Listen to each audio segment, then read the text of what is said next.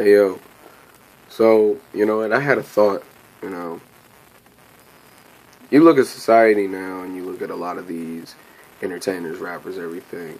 You see that the emasculation of black men, especially just men in general, really, is becoming more and more rampant as we go along, and it's just getting to the point where it's not like, oh, you wore some slightly tighter jeans or you act a little bit more docile now. Oh no, it's like you out here wearing heels and skirts. You got brothers out here wearing heels and skirts, calling each other their hubbies and boos, like foolish stuff. Like, what's up with this foolishness?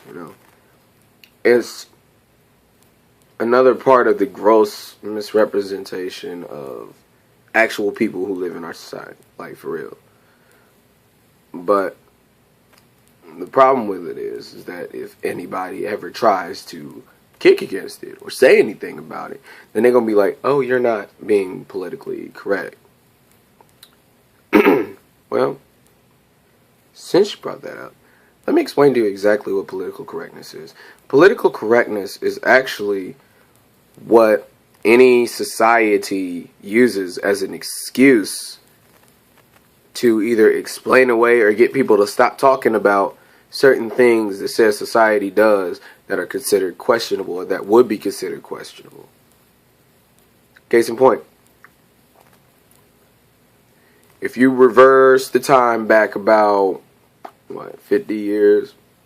Yeah, but just about 50 years. Not even 100 years, 50 years. You know that technically it was politically correct for certain persons of certain colors or ethnicities to not sit in a diner and eat breakfast in certain diners or certain areas. Yeah, that was considered politically correct. It was also considered politically correct to figure out every sort of way or method, like the intelligence tests and stuff like that, to keep immigrants and minorities voting, because they did aptitude tests or intelligence tests. And these were things that weren't even done towards certain other individuals. And that was considered politically correct. If you think about it, it was also considered politically correct for someone to convict, indict, and execute a 14-year-old boy who just happened to be the last witness of two little girls who came up missing and ended up dying, simply because he was the last one to see them, with no true evidence, no contemplation of how he was able to wrestle down these two girls, both 11 and 8, take them both out, murder them viciously, drag them to the river, and do whatever he did. The kid was barely 4'9". He was so small that actually they almost couldn't fit him into the electric chair. And the only reason they gave him the electric chair is because it wasn't politically correct to hang him. Yeah. Political correctness is an excuse. Political correctness is what people use when they don't want to talk about something, when they don't want to break it down, when they don't want to give the honest truth about it, because the honest truth is questionable at best. That's why you see people getting gunned down in the streets, people getting disrespected by police officers, and by disrespected I mean you got cases of cops looking through women's phones, saving the images. You got cops beating down and tasing people for no reason.